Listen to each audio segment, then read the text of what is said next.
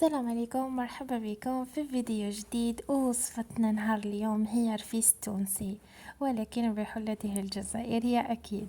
هنايا نبداو بالوصفة. عندي كيلو تاع دقيق متوسط. هذا الدقيق لازم نحمصوه على 2 دفعات كما راكم تشوفوا هنايا على نار متوسطه. حطيت الدقيق ديالي وقاعده نحمص فيه غير بالعقل هكذا، وما لازمش كاع نحيدي، نقعد غير نخلط هكذايا باش ما يتحرقليش وما يطيبليش حبه على حبه. لازم يطيب كامل كيف كيف.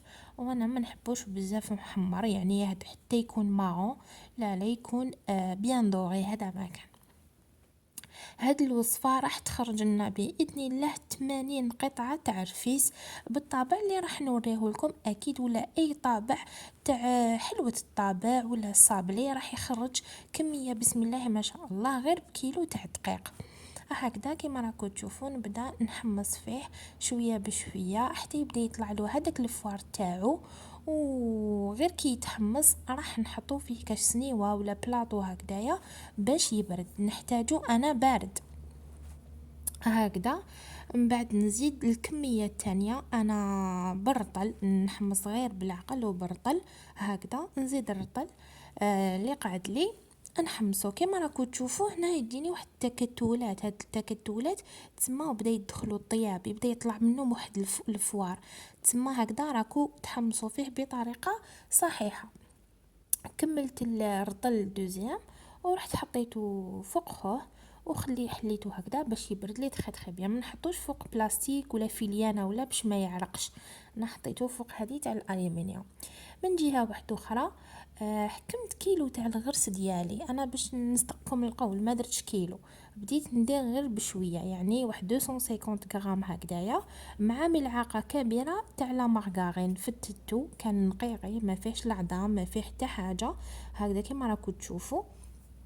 حطيته على نار قليله وخليته يذوب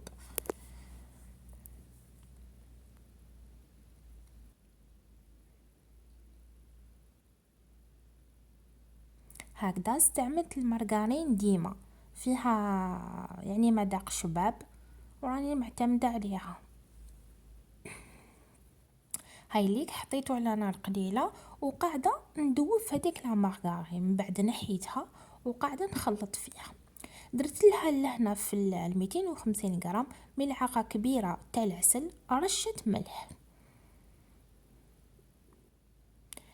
الملح راح يوازن لي المذاق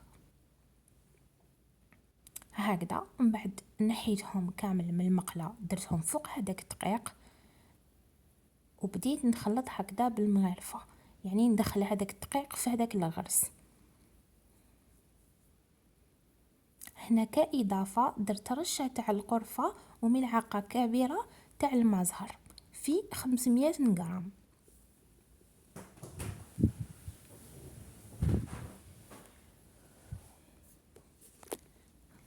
هنا زدت لا مارغرين، عندي حوالي 400 غرام، يعني تقريبا رطل هكذا. خلطها كاملة ديك. ومن بعد ما بردت لي شويه حكمتها بيديا هكذا وبديت ندخل هذاك الدقيق في الغرس.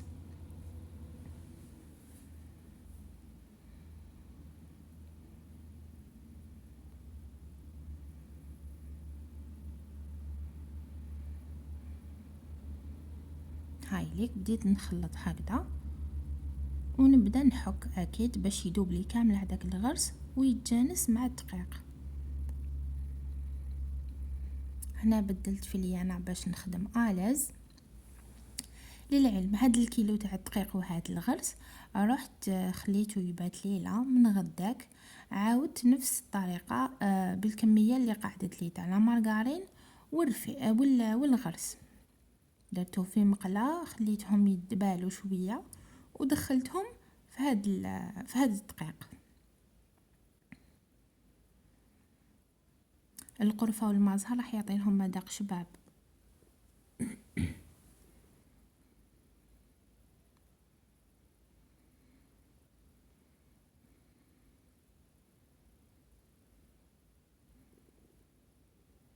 هكذا. من بعد تحصلت على هاد العجينة، يعني هذا كانت الأخيرة، كنت ديجا خدمت. وشنو اللقطات ما حطيتهمش، حطيت تحتها ساشي باش كي نطبع تجيني سهلة في الرفدة، حطيت عليها ساشي من الفوق وحليتها بالحلال.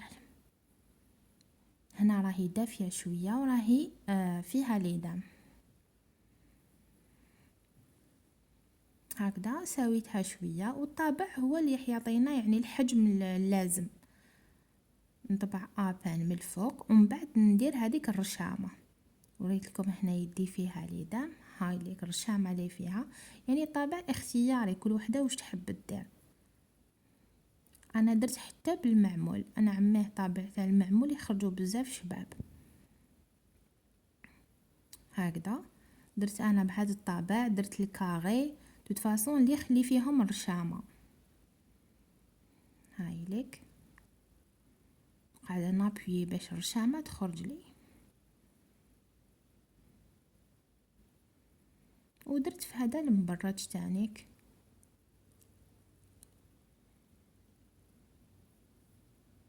بعد ما وجدوا لي درتهم في ليكيسات وبريزونتيتهم هكذا. ان شاء الله تكون وصفه عجبتكم. زينتها كيما بالحلوة الترك، يعني اللي عندكم متكسرات ديروا. انا هذه راهي رايحه ان شاء الله البقاع المقدسه. قدمتها كهديه لجدي وماني. ان شاء الله يروحوا بخير ويولوا بخير ويدعوا لنا دعوه الخير، هذا ما كان. والعاقبه ليا وليكم ان شاء الله. ان شاء الله لو الوصفه تكون نالت استحسانكم واعجابكم، ما تنسونيش بتعليق وخلوا لي جام، خلوا لي رايكم. هذا مكان. تصبحوا بخير، تهلاو في رواحكم يا منعش.